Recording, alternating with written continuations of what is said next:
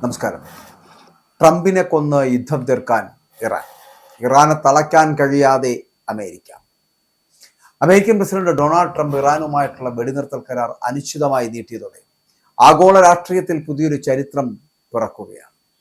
യുദ്ധം തകർത്ത ഇറാനിലെ തെരുവുകളിൽ ജനങ്ങൾ വിജയാഘോഷവുമായി ഒഴുകിയെത്തുമ്പോൾ തങ്ങളുടെ ബാലിസ്റ്റിക് മിസൈലുകൾ പ്രദർശിപ്പിച്ചുകൊണ്ട് ഇറാൻ ലോകത്തോട് വിളിച്ചു പറയുന്നത് ഒന്നു മാത്രം: അമേരിക്കയുടെ അതിശക്തമായിട്ടുള്ള സൈനിക നീക്കങ്ങൾക്കും ഉപരോധങ്ങൾക്കും തകർക്കാനാവാത്ത പ്രതിരോധ ശേഷി തങ്ങൾക്കുണ്ട് എന്ന്.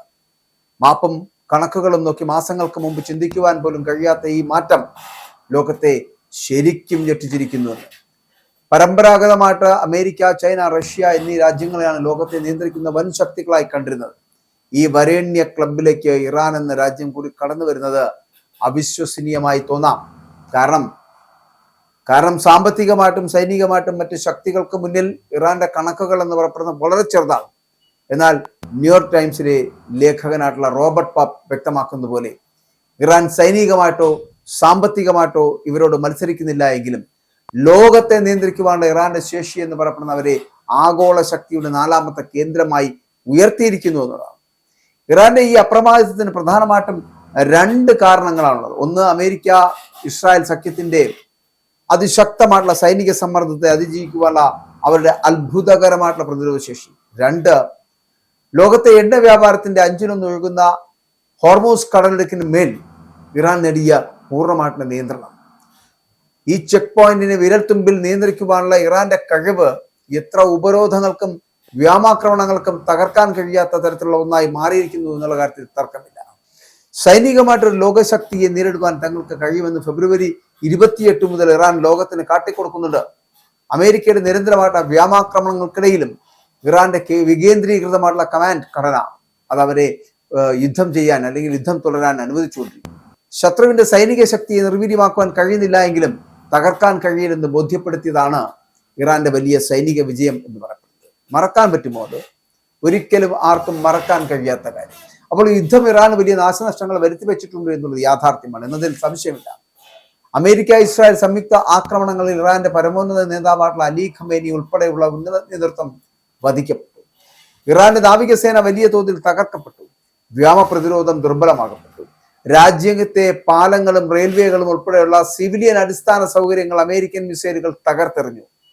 എന്നാൽ ഇത്രയേറെ തകർച്ചകൾക്കിടയിലും ഇറാൻ ഭരണകൂടം തകരാതെ നിലനിൽക്കുന്ന ഒരു സംവിധാനം. യുദ്ധം ഇറാന് വലിയ നാശനഷ്ടങ്ങൾ വരുത്തി വെച്ചിട്ടുണ്ട് എന്നതിൽ സംശയമില്ല. അമേരിക്ക ഇസ്രായേൽ സംയുക്ത ആക്രമണങ്ങൾ ഇറാന്റെ പരമോന്നത നേതാവ് അലി ഖമേനി ഉൾപ്പെടെയുള്ള ഉന്നത നേതൃത്വം വധിക്കപ്പെട്ടു. ഇറാന്റെ നാവികസേന വലിയ തോതിൽ തകർക്കപ്പെടുകയും വ്യോമ പ്രതിരോധം ദുർബലമാവുകയും ചെയ്തു. രാജ്യത്തെ പാലങ്ങളും റെയിൽവേകളും ഉൾപ്പെടെയുള്ള സിവിലിയൻ അടിസ്ഥാന സൗകര്യങ്ങൾ അമേരിക്കൻ മിസൈലുകൾ തകർത്തെറിഞ്ഞു. എന്നാൽ ഇത്രയേറെ തകർച്ചകൾക്കിടയിലും ഇറാൻ ഭരണകൂടം തകരാതെ നിലനിൽക്കുന്നു എന്നതാണ് ലോകത്തെ അത്ഭുതം. തകർക്കപ്പെട്ട റെയിൽവേകളും പാലങ്ങളും ദിവസങ്ങൾക്കുള്ളിൽ പുനർനിർമ്മിക്കുവാനുള്ള ശ്രദ്ധേയമായിട്ടുള്ള കഴിവ് ഇറാൻ പ്രകടിപ്പിച്ചു. ഇത് ഇറാന്റെ ആഭ്യന്തരമായിട്ടുള്ള പ്രതിരോധ സജ്ജീകരണങ്ങളുടെയും കാര്യക്ഷമതയുടെയും ഉത്തമ ഉദാഹരണമാണ്. തകർത്താലും തളരില്ലെന്ന ഇറാന്റെ വാശി അമേരിക്കൻ ഭരണകൂടത്തെ പോലും ചിന്തിപ്പിച്ചു തുടങ്ങിയിട്ടുണ്ട്. ഇറാൻ സൈന്യം തകർന്നു എന്ന ട്രംപിന്റെയും പീറ്റ് ഹെഗ്സത്തിന്റെയും പ്രഖ്യാപനങ്ങൾ വെറും പൊള്ളയാണ് എന്ന് പല ന്യൂസുകളും, അതായത് ഇപ്പോൾ CBS ന്യൂസ് അടക്കം റിപ്പോർട്ട് ചെയ്യുന്നുണ്ട്.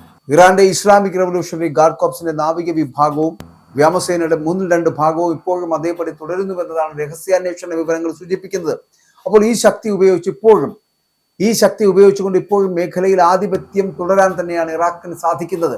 മേഖലയിൽ ഉടനീളം അമേരിക്കയെയും സഖ്യകക്ഷികളെയും ഭീഷണിപ്പെടുത്തുവാൻ ശേഷിയുള്ള ആയിരക്കണക്കിന് മിസൈലുകളും ആത്മഹത്യാ ഡ്രോണുകളും ഇറാൻ ഇപ്പോഴും നിലനിർത്തിയിട്ടുണ്ട്. അമേരിക്കൻ മറൈൻ കോർപ്സിന്റെ ലഫ്റ്റനന്റ് ജനറൽ ജെയിംസ് ആഡംസിന്റെ വാക്കുകളിൽ 10 ആണ്ടുകളായിട്ട് അമേരിക്കയുടെ ചുരുക്കം ചില എതിരാളികൾക്ക് മാത്രമേ സംഘർഷത്തിന്റെ നിബന്ധനകൾ ഇത്തരത്തിൽ പുനർനിർമ്മിക്കുവാൻ കഴിഞ്ഞിട്ടുള്ളൂ. ആ ചുരുക്കം ശക്തികളിൽ പ്രമുഖരായി ഇറാൻ ഇന്ന് മാറിയിരിക്കുന്നു. ലോകത്തിലെ ഏറ്റവും പ്രധാനപ്പെട്ട ഊർജ്ജ ചെക്ക് പോയിന്റ് ആയിട്ടുള്ള ഹോർമൂസ് കടലിടുക്കിന് മേലുള്ള നിയന്ത്രണമാണ് ഇറാന്റെ യഥാർത്ഥ കരുത്തെന്ന് പറയുന്നത്. ലോകത്തിൽ തന്നെ എണ്ണയുടെയും പ്രകൃതിവാതകത്തിന്റെയും 20% ഇതുവഴിയാണ് കടന്നു പോകുന്നത്. ആധുനിക യുഗത്തിൽ ഈ പാതയ്ക്ക് മറ്റൊരു ബദൽ കണ്ടെത്താൻ ലോകശക്തികൾക്ക് ഇതുവരെയും സാധിച്ചിട്ടില്ല എന്നുള്ളതാണ്. ഈ ഹോർമൂസ് കടലിടുക്കിലെ നിസ്സാരമായിട്ടുള്ള ഒരു സ്തംഭനം പോലും ലോകത്തെ ഇരുട്ടിലാക്കാൻ പര്യാപ്തമാണ് എന്ന് പറയട്ടെ. അപ്പോൾ ഈ കടൽപാത അടച്ചുപൂട്ടാതെ തന്നെ നിയന്ത്രിക്കുവാൻ ഇറാന് സാധിച്ചു എന്നതാണ് ശ്രദ്ധേയമായിട്ടുള്ള കാര്യം. കടലിടുക്കിലെ ഗതാഗതം ഇപ്പോൾ 90% കുറഞ്ഞിരിക്കുകയാണ്. കപ്പലുകൾ ആക്രമിക്കപ്പെട്ടത് കൊണ്ടല്ല ഇത് സംഭവിച്ചത്, മറിച്ച് ഇറാന്റെ ഭീഷണിയെ തുടർന്ന് ലണ്ടനിലെ ലോയ്ഡ്സ് പോലുള്ള സമുദ്ര ഇൻഷുറൻസ് കമ്പനികൾ പിന്മാറിയതാണ് ഇതിന് പ്രധാന കാരണം. വാണിജ്യ ഷിപ്പർമാർ പ്രവർത്തനം നിർത്തിവെക്കുവാൻ നിർബന്ധിതരാകുന്ന ഒരു കാഴ്ചയുണ്ടായി. ഈ തന്ത്രത്തിലൂടെ ലോകത്തിന്റെ എണ്ണ വിതരണ ശൃംഖലയെ ഇറാൻ മുട്ടുകുത്തിച്ചു എന്ന് വേണമെങ്കിൽ പറയാം. ഇറാൻ 40 ദിവസങ്ങൾക്ക് മുൻപുണ്ടായിരുന്നതിനേക്കാൾ വളരെ ശക്തമാണ്. ലോകത്തിലെ എണ്ണയുടെ തന്നെ 20% അവരുടെ നിയന്ത്രണത്തിലാണ്. റഷ്യക്കും ചൈനയ്ക്കും ഒപ്പം അമേരിക്ക നേരിടേണ്ടി വരുന്ന 4ാമത്തെ വൻ ശക്തിയായിട്ട് ചിലപ്പോൾ ഇറാൻ ഉയർന്നു കഴിഞ്ഞു എന്ന് പറയുന്നു. അമേരിക്കയും ഇസ്രായേലും ഇറാന്റെ ആണവ മിസൈൽ ശേഷികളെ ഇല്ലാതാക്കാൻ ശ്രമിച്ചുവെങ്കിലും വിരോധാഭാസം എന്ന് പറയട്ടെ, ആ സംഘർഷം ഇറാനെ കടലിടുക്കിന്റെ നിയന്ത്രണം എന്ന വലിയ അജയ്യമായിട്ടുള്ള ആയുധം നൽകി അനുഗ്രഹിച്ചു. ഈ ആധിപത്യം ഉപയോഗിച്ച് ആഗോള ദക്ഷിണേന്ത്യയിലെ രാജ്യങ്ങളുമായിട്ട് വലിയ വിലപേശലുകൾ നടത്തുവാൻ ഇറാന് സാധിക്കും.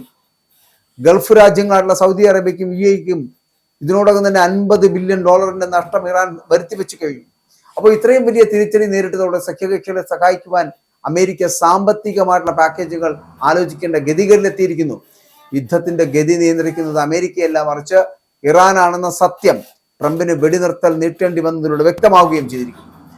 അന്താരാഷ്ട്ര സംവിധാനത്തിൽ സ്വന്തം ഇഷ്ടം അടിച്ചേൽപ്പിക്കുവാനുള്ള കഴിവിനെയാണ് ഒരു വൻ ശക്തിയുടെ ലക്ഷണമെന്ന് പറയുന്നത് എങ്കിൽ ഇറാൻ ഇന്ന് ആ സ്ഥാനത്തിന് അർഹരാണെന്ന് പറയട്ടെ.